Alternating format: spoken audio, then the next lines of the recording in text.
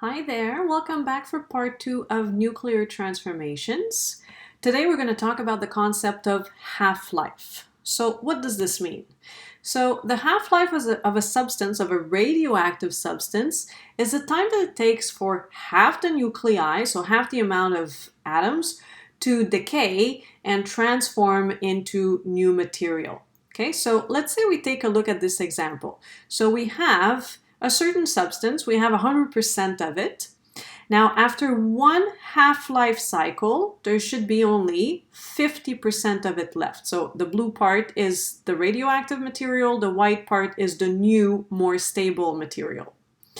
So after another cycle of half-life, this will again split in half. That's why we call it half-life, because half the material stabilizes, turns into another type of atom which is more stable, so it's no longer radioactive. So after another cycle of half-life, this half will split in two, so now we have 25% of it left that is still radioactive. After another cycle, another half-life, half of 25 would give us about 12.5%, so we have about 12%, 12.5% left. After another cycle, half of this turns into 6% of the material left. And after another life cycle, we have 3% of the material left. And we could continue on and on until there's none of this radioactive substance left. Okay, so the half-life is the time that it takes for half the material to decay into something more stable.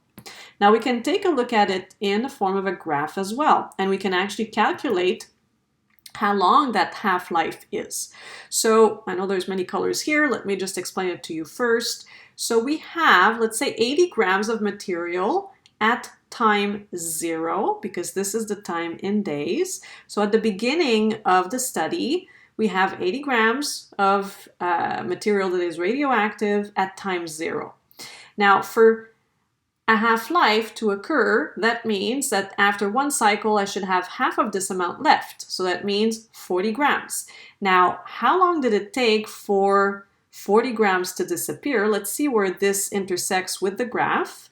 It took 6 days. So now we know that the half-life cycle is 6 days, has a length of 6 days.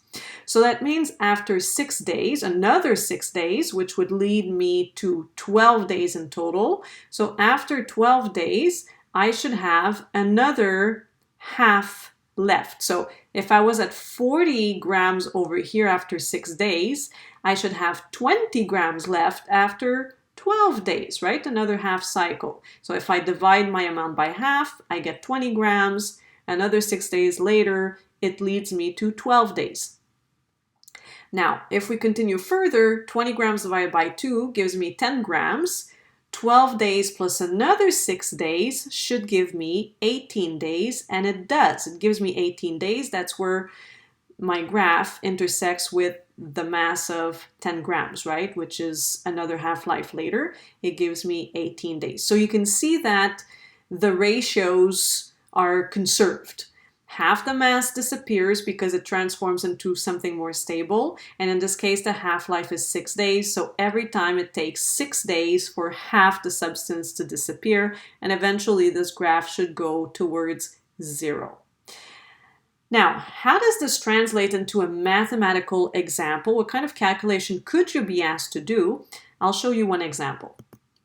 So it says here, if a sample of radioactive substance has a mass of 50 grams, how long will it take before its mass reaches less than 2 grams if its half-life is 3 days?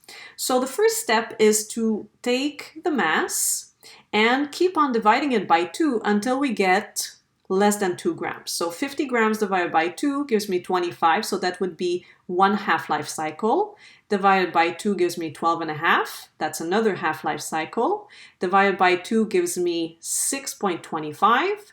Divided by 2 again, 3.125. And divided by 2 again, I get 1.56, which is less than the 2 grams, the 2 gram threshold that we were looking at. So now, how long did it take for this to occur? Well, let's count how many life cycles, half-life cycles occurred. So that's one change, 2 life cycles, half-life cycles, sorry, 3 half-life cycles, 4 half-life cycles, 5 half-life cycles.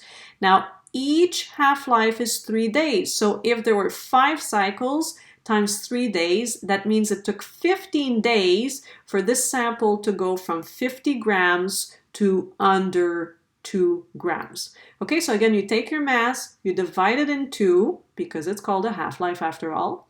You divide it in 2 until you get the desired mass. You count how many cycles it took, how many times you had to divide by 2 essentially. So how many half-lives it took to reach that desired mass.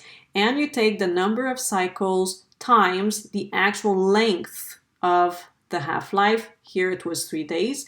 And you get the total amount of days in this case, or total amount of time it would take for your sample to go from 100% to whatever mass you wanted to calculate for.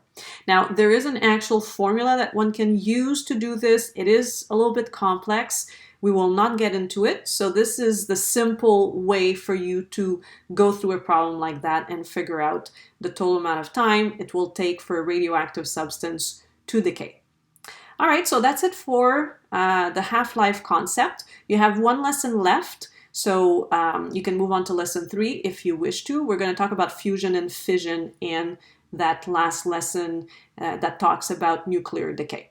All right, until then, take care, and I will see you soon.